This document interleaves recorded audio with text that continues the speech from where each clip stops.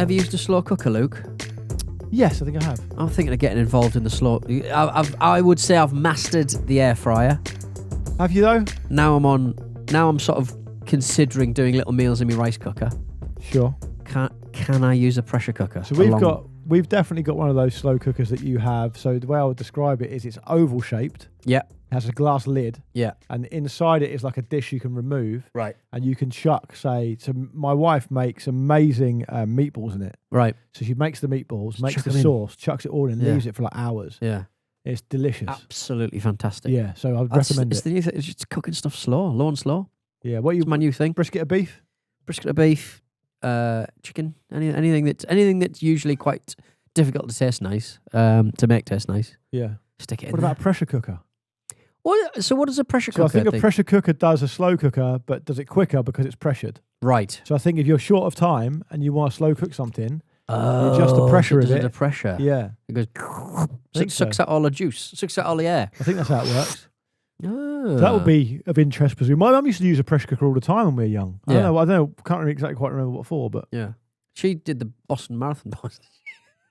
fuck's sake.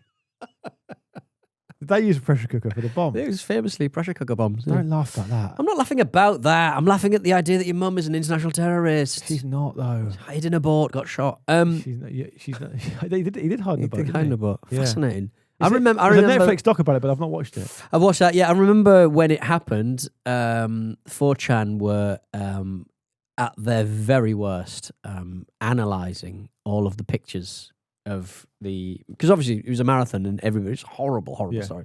But so sorry for making light of it. I wasn't making light of it. I was it was. You take the piss out of my mother.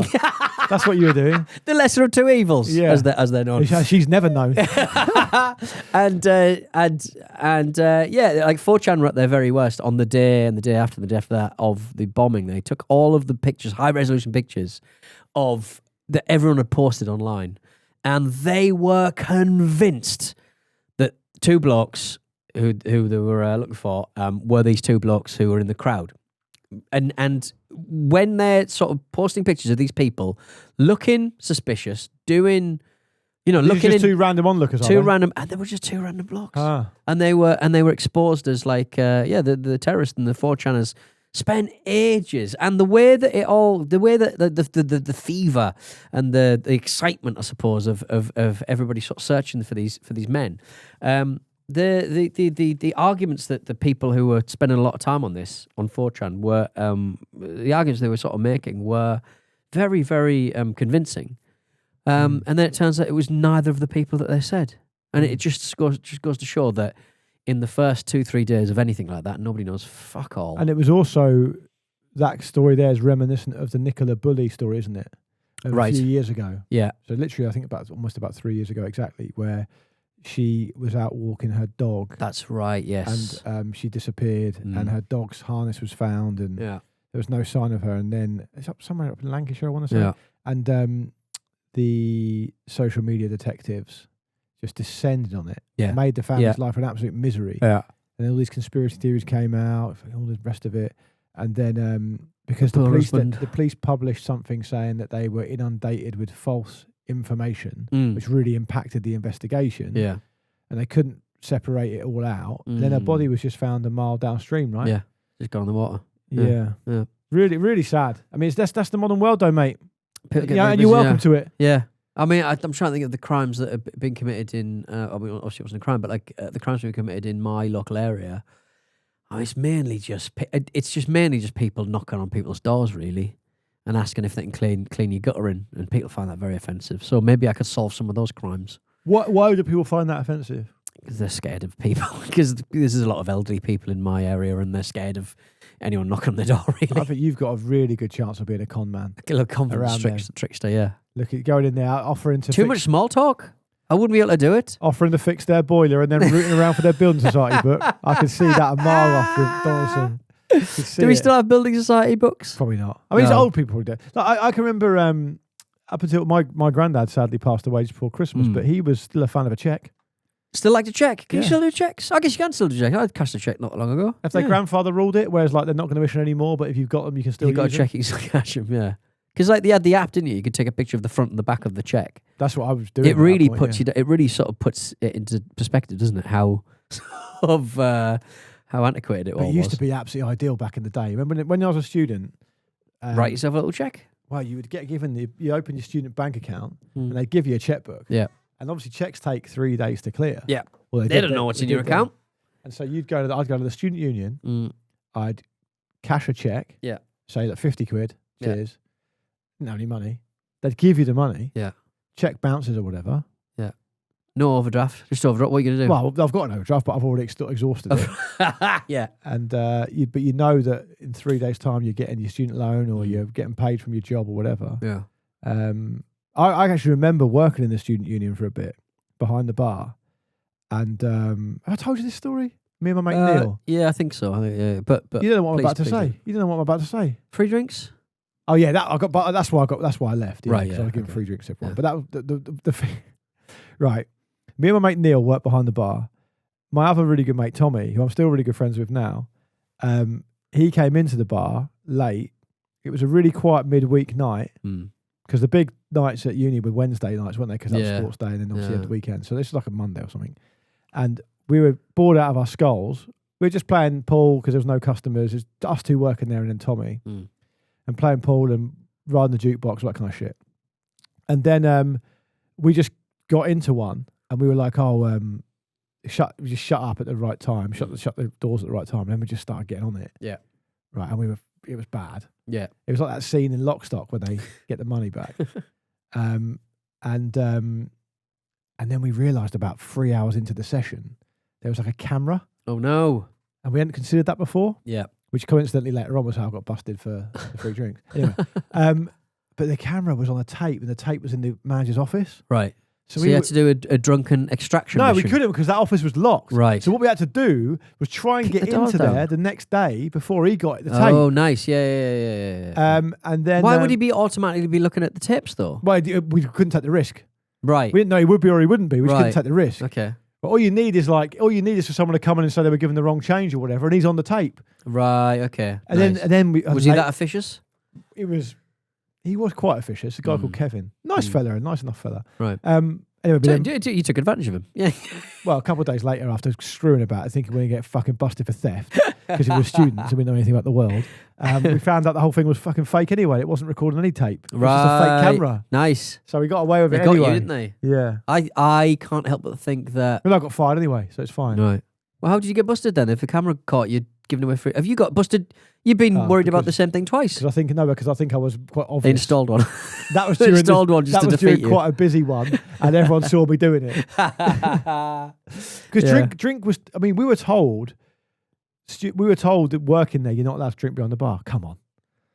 I'm fucking 19 years old, and all my friends are here. You know? I would probably... I never drank a pint when I was working at the Leicester City, I would say. But would I get high on my own pork supply? Yes, I would. Yeah. Would I hot dog straight from the bath? Were they monitored? Hot dog bath? Were they monitored to the item? So would they know when I gone missing? I think I would choose things not like hot dogs. They probably aren't itemizing them. Pork, you can probably get away with because we would go home. Pork is like portions, right? It's a bit more freeform. We could get kind of like we could usually go home with a good amount of pork and a good amount of stuffing.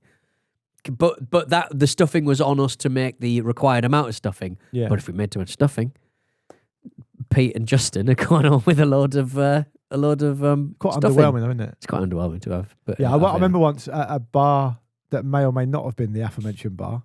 Up to you to decide. I stole a massive bottle of vodka. Right. And it sounds like you should have been fired a long time ago. Me and my mate Richie. Right. He's a legend. Such a funny guy. He was the head of security there. She sounds like bottom. Because this is bottom. Yeah, it basically is. His dad used to run a security firm. Oh, his dad's a character. His dad he's passed away now, sadly, but his dad used to run the doors in like some quite rough towns. And I remember him telling the story once that he kicked a couple of lads out of this nightclub, and one of them was screwing about it. Right.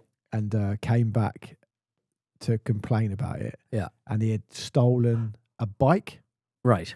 Like actually an actual push bike. Right.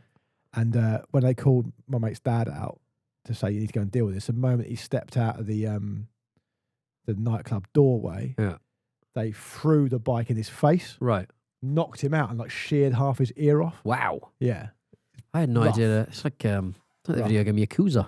Yeah, and anyway, me and Richie, he was head of security, and he was actually genuinely hard, and I was just a bar person, and it was like a staff night or something, and I remember getting pissed, stealing a bottle of vodka and stealing a tuck shop sized jar of chocolate eclairs, and we were legging it back to our house, right?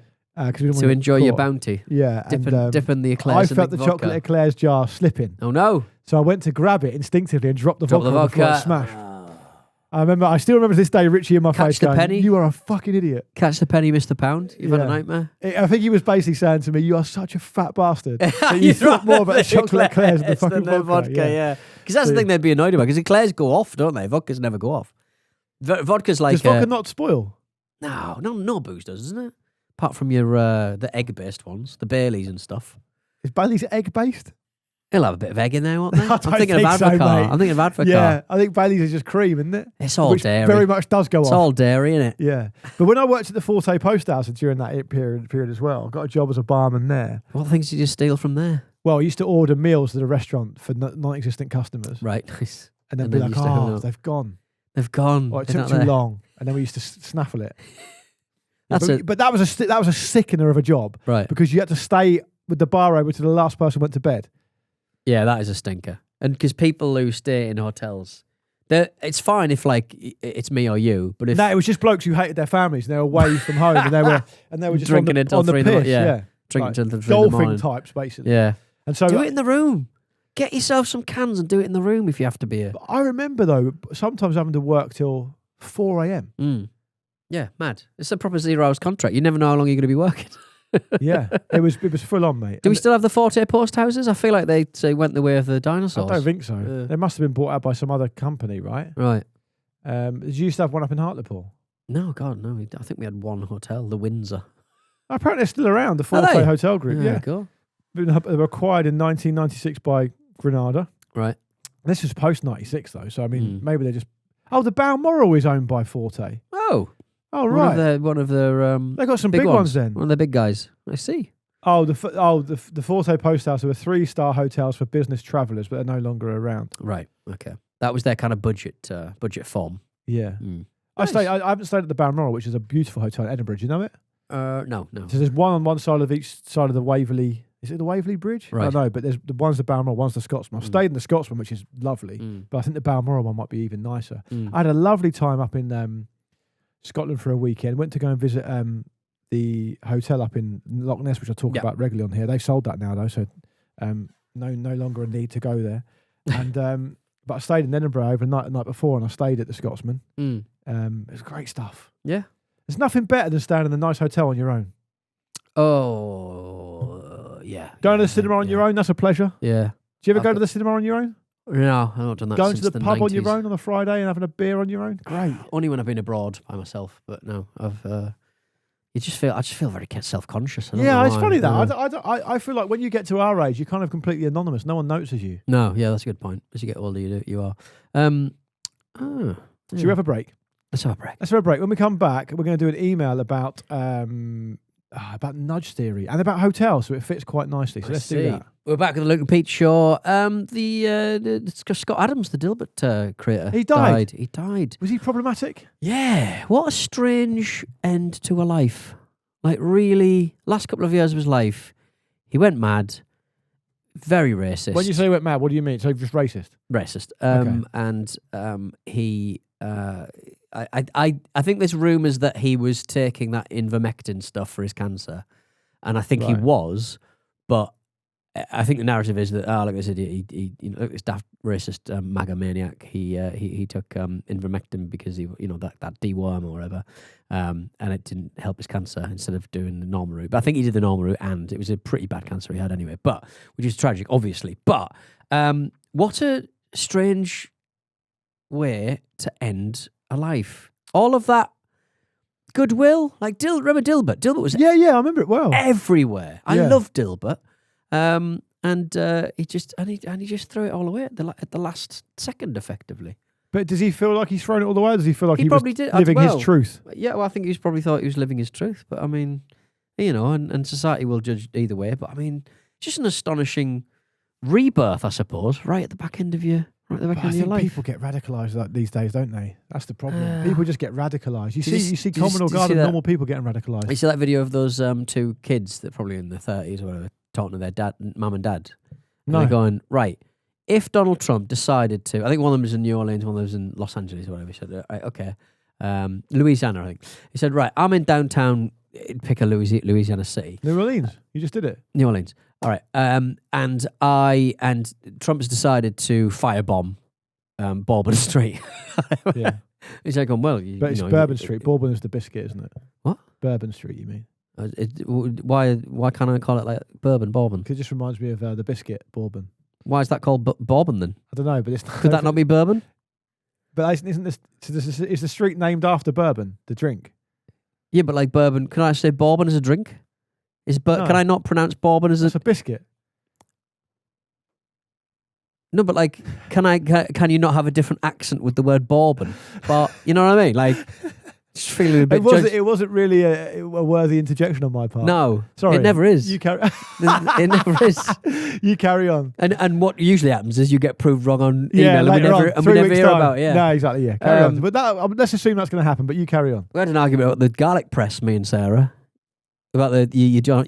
Oh, that bloke got really pissed off about that.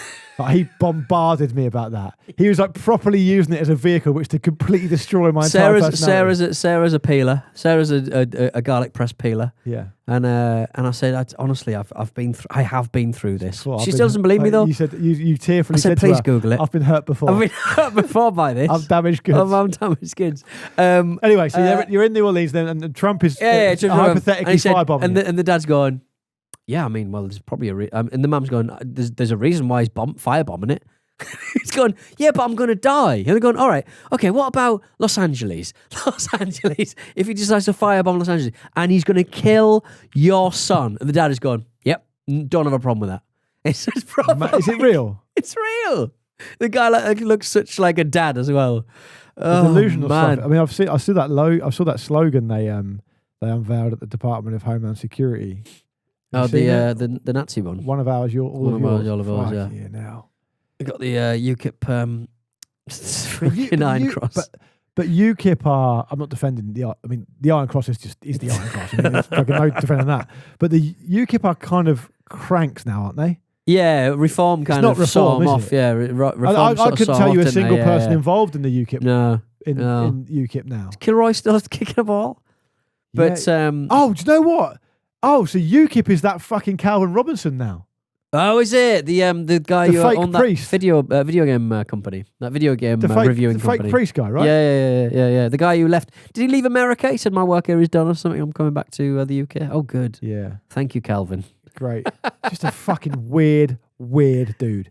Like, I don't understand how I understand people have different political viewpoints, but why are they so shit? But why are they so shit at seeing who is weird?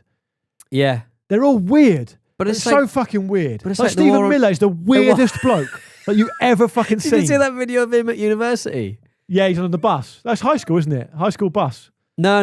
There's a video of him doing a speech with hair at I think it's university or college. I've seen one on the bus. Where he's talking about why do we have to pick up our trash. No, I haven't seen that. So basically, it's some kind of probably it looked like. You know when they have like class a debating school. Debating school or class. You become like a class monitor or something if you lobby enough people to vote for you. And he's going, why do I have to pick up? We don't have to pick up all of my trash. We have perfectly good janitors who can pick up our trash for us. He's always been a fucking scumbag, and yet, these people are just taken in by. Carpet bagging, underwhelming fascists. They deserve so much better. Yeah. They deserve a better quality of fascists. They deserve Hitlers, and they're getting, Mausoleys. they're not even Mausoleys.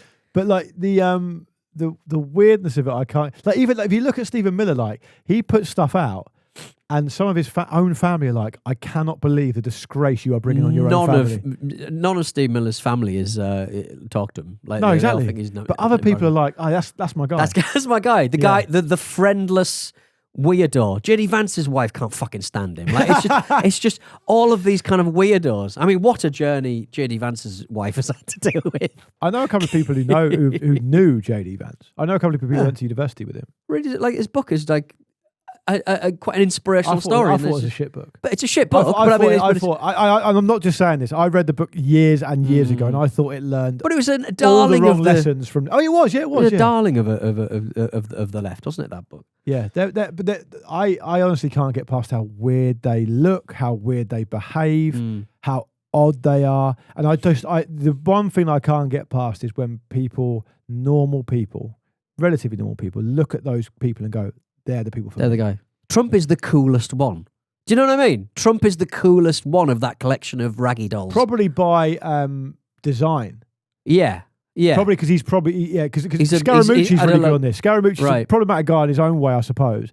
But Scaramucci's really good on this, the psychology of it. He's like, Pete Hegseth will not last that much longer and will never get closer to Trump because he's too handsome. Yeah. Stephen Miller is right in there because he's weird looking and he's not seen as a threat. And the whole thing is put through this 80s power dynamic. Yeah. And that's why Miller's there. If Miller looked like Hegseth, he'd be out. He would be out, yeah. Yeah, so all this kind of the stuff that goes on is very. I mean, even this morning, you can't keep up with it, obviously. But this morning, Trump visited a production plant. Oh, the finger. Yeah, and someone shouted at him, "Paedophile protector" or something. Yeah. Great banter. Yeah, he's just gone, fuck you, President. Fuck you, President. Accurate as well. Absolutely accurate. Yeah. Whether he's on the list or not, still accurate. Yeah. Still moved her to a different prison. Accurate. Yeah. Yeah, it's mad. Anyway, wild. Let's do an email. Let's do an email. Andrew Jones has got in touch. He'll be delighted to go coming off the back of that. The ultimate pedo protector. Oi! What? You can't say You're that. the pedo protector. I don't protect you that much. I think I feel like I hang you out to dry. That's certainly my intention anyway. You expose me. Yeah, expose the pedophilia. Yeah, I put on the YouTube videos. You won't believe. You won't believe what he said now. What he said next. Yeah, this is from Andrew. Hello to you, Andrew. He says, "Hi both. On the episode, what's that cash for, sir? Two things jumped out at me. Oh, that was when we were ranting about people not letting us get our own money out, which makes us sound a little bit more like Magna Carta lads, doesn't it?" Give us our money. Well, you were saying that, and I was like, I don't know why you're so upset about this. Use it or lose it, the cash. Use it or lose it. They're monitoring your every move. They're looking at what you're spending money on. He said, two things jumped out at me. One was about nudge theory, and the other one's, a little hiccup then, sorry. And the other one's was for helping kids sleep. So we'll do the nudge theory one first. We're talking about hotels. Now I was saying to you, Peter, if you go to Doubletree by Hilton, what do you get when you check in? Oh, it was a little biscuit. A warm cookie. A warm cookie, that's right, yes. Andrew says, hotels have undertaken studies on human nature and how to increase market share and profit. They found the services between most hotels were almost identical, with brands grouping into tiers of quality that compete against each other. So like Premier Inn versus Travelodge, etc. Right. Yeah. They found that people subconsciously associated better hotels with those that made them feel at home. That's why I believe the warm cookie is provided, because it gives people a subconscious link to freshly cooked cookies from a kitchen and equates the hotel with being at home. For Pete's interest, the study found two interesting things. People are stressed when they travel, and as soon as they get into the hotel room, they instantly relax. Hence why you get that weird sheet on the bottom of the bed, because people just lie down without taking their shoes off and they don't want the sheets to be dirty. Nice, okay. They also suddenly need to poo. Hence why bathroom lights tend to be left on and extra attention is given to the bathroom. Ah, okay. So you go in there, do a poo. On the new sheet that's been provided. Wrap it up, throw it out the window, smear it on the wall. You can't do that. That makes sense. And he also says, for helping kids sleep, I recently went to Denmark and switched on the TV. Sadly, the remote was taped shut, so I couldn't check the batteries, and found their equivalent of BBC Three was just showing people sleeping. And I Googled it.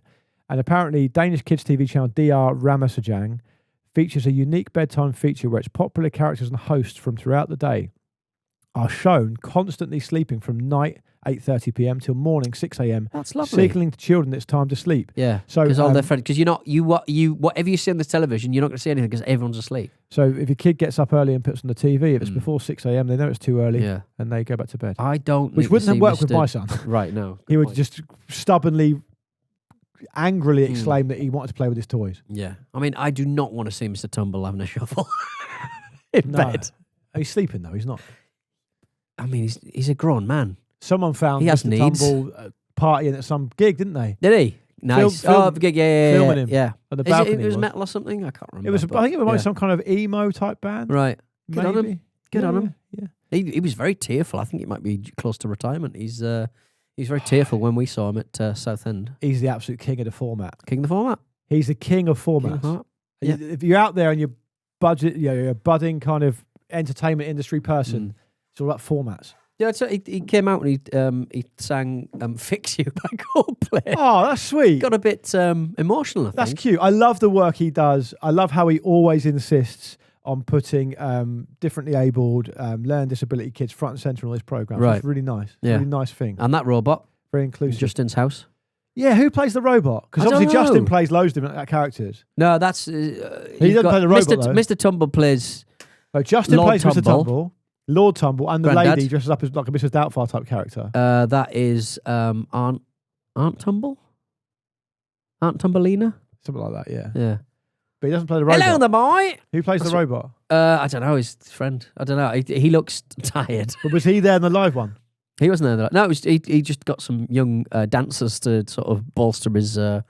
What was the Mr. Tumble show then? What was it doing? It wasn't a Mr. Tumble show. It was a Justin's. But was it Justin's house? Justin's rock out. It was Justin's rock out party time. Just doing a So song. he didn't have to pay the robot. Fair enough. Save on the overheads. Exactly. Innit? It'd be like us doing a live ramble show and it just being me. Yeah, and then some robots. Because the problem is it eats into your margin. Whenever I see your polyphonic sprees and stuff, it's like, why are you but they touring? ain't getting paid, are they? Why are you touring? It's the one main guy in there. Do Ian Brown with a backing track? It's James Mercer with the shins, isn't it? He just fires the band every so often. Right. Okay. Treat him and secures his power base. Yeah. Well, it's like Cradle of Filth were criticised recently for paying their musicians like £250 a night for and it's like. But you're session musicians. Yeah. So that's probably not. I don't know what the rate is. I don't know what the union rate is, but yeah. You can't be touring. You're not touring every day, are you? So you probably get your meals and stuff. You've not put the hours in the the Danny Filth in. Yeah. You're not. You didn't do that documentary with his mum. You've not put anything into the Principle of Evil Made Flesh, the seminal Cradle of Filth record. Who were, by the way, for the record, I think are diabolically bad. Really? But, okay. Yeah, I think they're terrible. They were always sold as being, we can do it too, even though we invented rock and roll. It's just performative nonsense, isn't it? Right, I see. I don't think it's. I don't think it's anything worth getting out of bed for. But I had a lad who I actually saw quite recently, and he was still exactly the same. He in Leicester, who had little teeth installed, and went. And if you said something it upset him, he would go like he was a cat. I saw a great. I can actually remember the name of the band as well, right? So my mate Woody is massively into metal, all different genres of metal. Yeah. He's the kind of guy that has to listen to something, realise that he really likes it, can't make out the vocals, quick check if they're Nazis, and if they're not, you really have to be careful. Yeah, you have to be careful. Yeah, some of them. I mean, there's a big problem with like child abuse in that scene as well. I mean, like people were criticising I think it's the lead singer of AFI. So I go look at the state of him and sort of going, mate. Leave him alone. He's the only one who's not a paedophile. Who's that? I think. What's his fucking name? Oh, he's got crazy hair with a moustache. Not AFI, is it? Who's he bloody? Crazy hair with a moustache. He's got crazy fucking hair, big curly hair, and a moustache. Danny Havoc. Oh, okay, yeah. You know Danny Havoc? Yeah, he sang Let me look him up. Who did he? No, it's not Danny Havoc. He's a wrestler. Okay, I definitely recognise the name. Is there a Havoc? There's a Havoc guy, singer. Singer. Doesn't matter. Havoc. Never mind. All right. Let me just tell the story. Yes. And I was sent him I saw a fucking Instagram account of a band called Necro Pisser. Right, Necro Pisser. Yeah. But the lead singer is like 12 and he's fucking amazing. Right, yeah. So you know that guttural thing? He can do it. Yeah. Even though his voice isn't broken. It's like that Japanese girl band. Don't know who they are. Baby Metal. Don't know who they are. It's just a band, just a silly band. This Necro Pisser though, I saw it and I was like, oh, this is going to be like one of those cringe accounts. Because he looks like... Necro Pisser are all over Instagram. Yeah, they've got their Instagram you know him, right? Yeah. They're fucking good. Yeah. He sounds brilliant. But like at that age, you just sort of go, what have you What can you bring to this? But it doesn't matter because no one can understand what they're saying anyway. It doesn't matter. Fine. They're not trying to be a blues artist. No, good Are point. they? It's just screaming into the void. It was Davey Havoc. Davey from Havoc. AFI. Okay, that stands for A Fire Inside, right? Yeah. They famously did a Christmas album against their record company's wishes, which is very enjoyable. Good on them. Yeah, but this Necropisser video I saw, it was introduced as this little 12-year-old kid going, this is a song called Castrated with a Shotgun. And I was like, this is going to be fucking terrible. And it's not my kind of music, but he is a good singer, this kid. Yeah.